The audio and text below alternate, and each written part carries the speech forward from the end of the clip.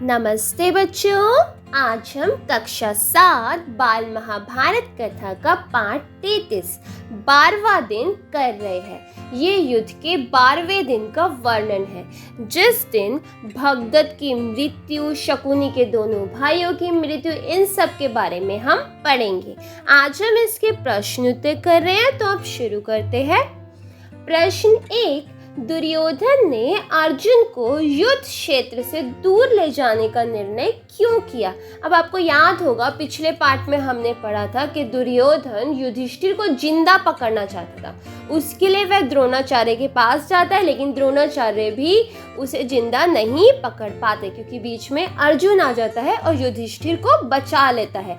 अब 12वें दिन के युद्ध में भी कहीं ना कहीं दुर्योधन के मन में था कि किसी तरीके से अर्जुन को हम दूर ले जाएं और उस समय युधिष्ठिर को जिंदा पकड़ ले। अब यहाँ पर यही पूछा गया है कि दुर्योधन ने अर्जुन को युद्ध क्षेत्र से दूर ले जाने का निर्णय क्यों किया, तो उसका कारण यही था। तो उत्तर देख लीजिए एक बार। दुर्योधन ने अर्जुन को युद्ध क्षेत्र से दूर ले जाने का निर्णय इसलिए किया ताकि युधिष्ठिर को बंदी बनाया जा सके, क्योंकि दुर्योधन क्या चाहता था कि युधिष्ठिर को हम बंदी बना लें। अगर अर्जुन युद्ध क्षेत्र से दूर चला जाएगा तो युधिष्ठिर को बचाने वाला कोई भी नहीं बचेगा, और उसी समय वह सब युधिष्ठिर को मिलकर बंदी बना लेंगे। ठीक है, अब आता है प्रश्न 2, युधिष्ठिर को पकड़ने के असफल प्रयास के बाद कौरव पक्ष की ओर से क्या अफवाह फैलाई गई? अब जब वह युधिष्ठिर को जिंदा नहीं पकड़ सके तो उनकी तरफ से क्या अफवाह फैलाई गई, वो देखिए। उत्तर है, कौरव पक्ष की ओर से अफवाह फैलाई गई कि भगदत्त के हाथी ने भीमसेन को मार दिया। उन्होंने क्या अफवाह फैलाई कि भगदत्त के हाथी ने भीमसेन को मार दिया है।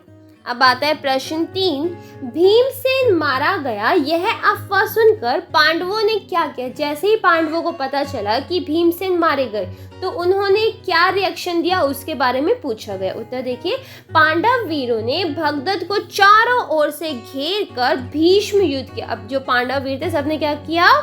भगदत्त को चारों ओर से घेर लिया और उसके साथ युद्ध करना शुरू कर दिया। इसी बीच भगदत्त ने अर्जुन पर तोमर चलाया। अर्जुन पर उसने तोमर चलाया जो अर्जुन के मुकुट पर जा लगा, जिससे अर्जुन को बहुत क्रोध है। अर्जुन बहुत ज्यादा क्रोधित हो गया और उसने भगदत्त को बाणों से छलनी कर दिया, अर्थात उसके शरीर में बाण लगातार छोड़ने शुरू कर दिए। इस प्रकार भगदत्त का अंत हो गया। अर्जुन के हाथों वहीं भगदत्त का अंत हो जाता है। ठीक है, अब आ जाता है प्रश्न 4, 12वें दिन के युद्ध में शकुनी के कौन कौन से भाई मारे गए और उन्हें किसने मारा? अब इसका उत्तर देखिए।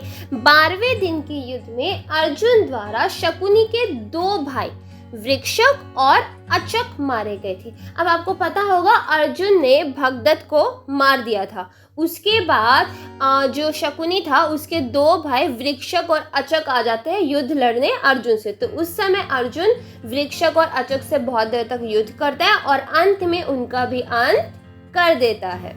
अब आ जाता है प्रश्न 5, अपने भाइयों की मृत्यु के बाद शकुनी ने क्या किया? अब जब शकुनी के दोनों भाई मारे गए तो उसके क्रोध की सीमा नहीं रही और उसने अर्जुन से युद्ध लड़ना शुरू कर दिया। अब उत्तर देख लीजिए। भाइयों की मृत्यु के बाद शकुनी के क्रोध की सीमा नहीं रही, अर्थात कोई सीमा नहीं, वो बहुत ज्यादा क्रोधित हो गया। उसने अर्जुन से युद्ध शुरू कर दिया। उसने अर्जुन से युद्ध करना शुरू किया और उन सब उपायों से काम लिया जिनमें उसे कुशलता प्राप्त थी, अर्थात जिन जिन अस्त्रों में उसे कुशलता प्राप्त थी ना, वो सारे अस्त्र उसने अर्जुन पर चलाने शुरू कर दिए। परंतु अर्जुन ने उसके एक एक अस्त्र को अपने जवाबी अस्त्र से काट डाला। लेकिन अर्जुन ने क्या किया? जितने भी अस्त्र शकुनी ने छोड़े थे उस पे उन सब का जवाबी अस्त्र दिया और उन सबको काट डाला। ठीक है, अंत में अर्जुन के बाणों से शकुनी ऐसा आहत हुआ, अर्थात उसे ऐसी चोट लगी कि उसे युद्ध क्षेत्र से हट जाना पड़ा, अर्थात उसे युद्ध क्षेत्र से भाग जाना पड़ा। प्रश्न 6, 12वें दिन के अंतिम पहर में क्या हुआ? अब जब 12वें दिन का अंतिम पहर चल रहा था उस समय क्या हुआ वो पूछा गया। उत्तर देखिए। 12वें दिन के अंत में पांडव सेना द्रोणाचार्य पर टूट पड़ी। जो पांडव सेना थी पूरी की पूरी वो आकर द्रोणाचार्य से लड़ने लगी। असंख्य वीर खेत रहे। बच्चों, खेत रहे एक मुहावरा है जिसका अर्थ होता है शहीद हो जाना या मारे जाना। ठीक है, तो खेत रहे क्या है? एक मुहावरा, आपको पता होना चाहिए, जिसका अर्थ होता है शहीद हो जाना या मारा जाना। अब बहुत सारे वीर इस युद्ध में मारे गए। खून की नदियां सी बहने लगी। ऐसा लग रहा था जैसे खून की नदियां बह रही है। थोड़ी देर बाद सूर्य अस्त हो गया। थोड़ी देर बाद क्या होता है? सूर्य अस्त हो जाता है और सेनाएं अपने अपने डेरों को चल दी, क्योंकि सूर्य के अस्त होने के बाद क्या होता था? युद्ध समाप्त हो जाता था और सारी सेना अपने अपने डेरों की ओर चल देती थी, अपने अपने शिविरों में चली जाती थी।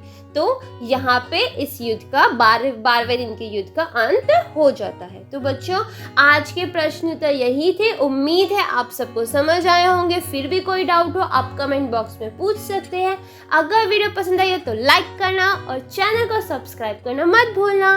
धन्यवाद।